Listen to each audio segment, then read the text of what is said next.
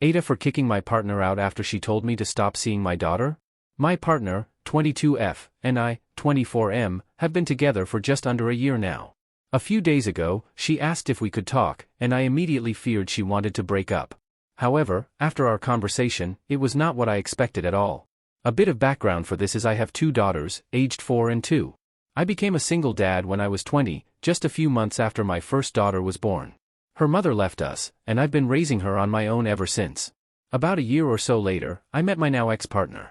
She was very pregnant and, like me, was facing the reality of being a single mom soon. Her baby daddy had left her and their daughter, leaving her with no support. We were together for almost 2 years and were a blended family, and during that time, I raised our youngest daughter as my own, loving and caring for her as such. Both of my daughters are daddy's girls, and I cherish our relationship. I've never once second-guessed my role as her father. Unfortunately, my ex-partner struggled with mental health issues, including BPD and bipolar disorder, which eventually led to infidelity. Despite our attempts at couples counseling, I realized I couldn't continue the relationship.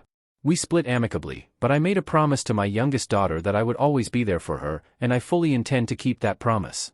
She spends weekends with me and occasionally stays a few days during the week, and this has been a constant for over a year. Now, fast forward to the present. I met my current partner shortly after my breakup, around a month later. Honestly, it was supposed to be a casual fling, but we hit it off so well that we ended up spending the whole night talking, playing games, and getting to know each other. We didn't go beyond kissing, but it felt great. From the start, I was open about my situation being a single father to 2 girls, and the unique relationship with my youngest daughter. At the time, she seemed fine with it and didn't bring it up again. During our recent talk, she expressed that she's uncomfortable with the fact that I'm still involved in my daughter's life and my ex's life. She said that it's emotionally ignorant and unfair to her that I continue this relationship, and in her words, "You can't possibly love her as much as your actual daughter, she's not even yours." This really hit me hard, and I admit I didn't handle it well, and it turned into shouts on both ends. I told her to leave my house. Crappy part was both my kids were in their rooms and heard the whole thing. I really hope they heard hardly anything or nothing at all.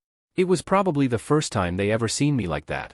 She said she went to stay with her sister, and now everyone is messaging me from her friends and family backing my partner's opinion that she isn't even mine and questioning why I care so much about her. Thankfully my family is on my side and are doing their best to support me emotionally, but it's hard as they live in another state. My mother and stepdad are planning on flying in this coming weekend to help out, which is the best news I've heard all day. Honestly, I'm really confused right now. Am I being unreasonable or unfair? I'm struggling to process my emotions and don't know what to do next.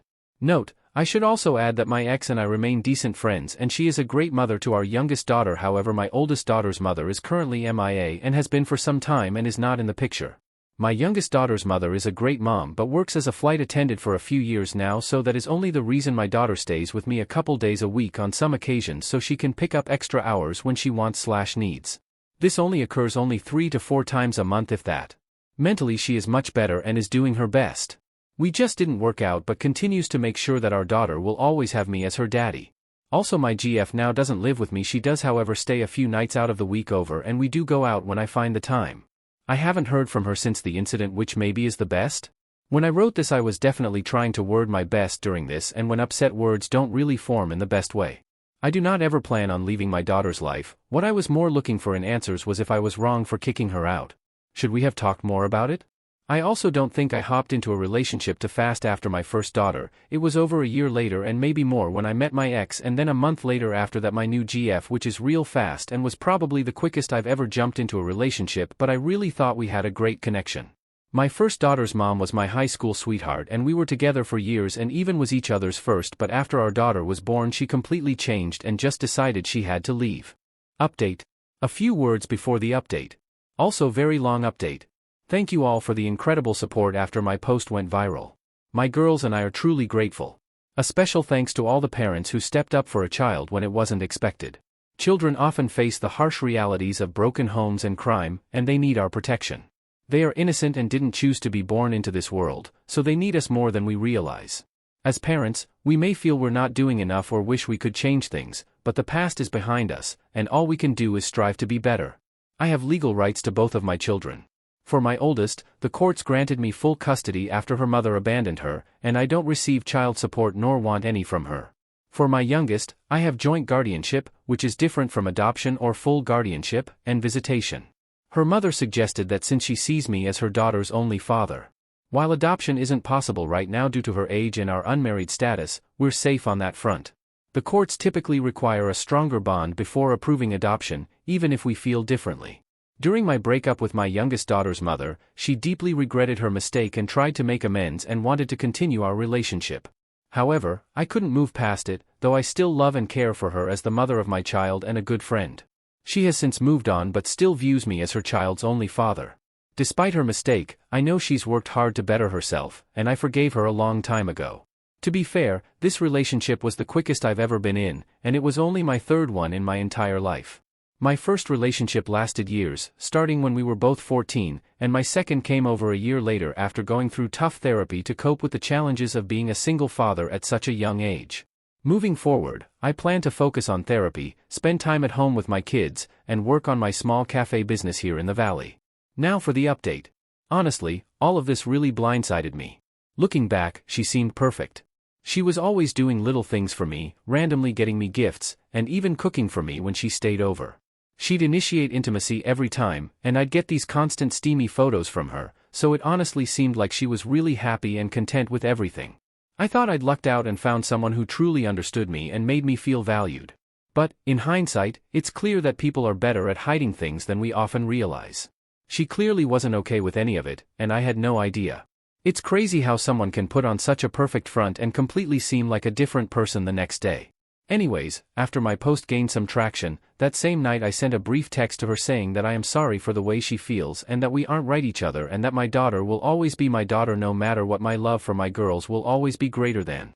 Later last night I was just hanging out with my girls watching Moana 2 in my room. We all passed out in bed thinking it would be a peaceful night. But at 2 a.m. I was woken up by loud banging on my door, which sent a wave of panic through me. I immediately woke up and grabbed my piece and went to see what was going on. It was my now ex-girlfriend, stumbling drunk and emotional, completely out of control.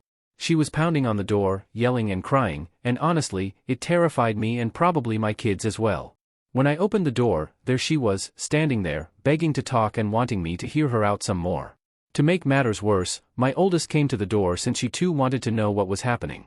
I quickly told her to watch over her little sister, making sure she was okay while I dealt with the situation. My oldest went into big sister mode, which made me proud in that moment. Realizing that things were probably getting out of hand and that I couldn't get her to calm down, I knew I had to do something. I called the police and explained that my drunk ex was at my door, refusing to leave. Within less than 10 minutes, a police car pulled up, and they quickly took her into custody. The situation was over just like that, and I haven't heard from her since. The officers suggested I file a restraining order, which I already planned to do after everything that happened. Then, just a few hours ago, I got a call from an unknown number. It was a friend of hers asking if I had seen her, and it felt so good to tell her that her friend was probably in jail and that she wasn't my responsibility anymore since she wasn't even my blood. That suggestion came from a comment on my last post, and it honestly felt so empowering to finally set that boundary. Now, things are starting to calm down, and I can focus on taking care of my kids and myself. I have blocked everyone associated with her and plan on just living for now and doing what I can to be the best dad. Maybe one day I will show my girls this post in times if they ever feel alone in this world, to let them know that daddy will always have their back. To my wonderful children, I am proud of you and will always be. No matter who comes into our lives, I will always choose to be your father first and never last. I cannot wait to see what amazing things you do in this world and what amazing things you will do for others. And when my time eventually comes, know this, you will both always be my greatest achievement. I love you so much.